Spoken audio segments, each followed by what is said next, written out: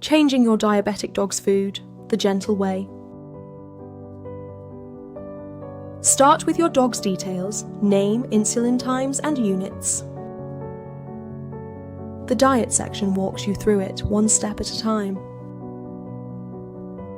Enter their weight. It works out the calories they need, and how much that is per meal. A food not on the list can be entered once from the label. The app remembers it for next time.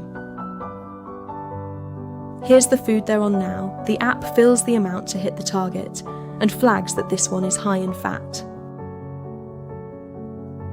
Use the food finder to spot a low-fat food you'd like to try, then search for it in the meal builder.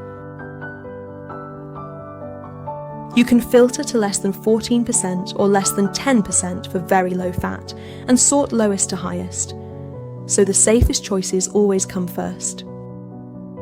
Add a little of the new food. The old one steps back on its own, keeping the meal on target.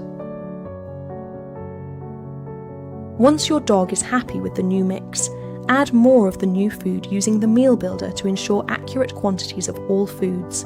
Then save, share, or back up the plan. Free, now and forever, runs in your browser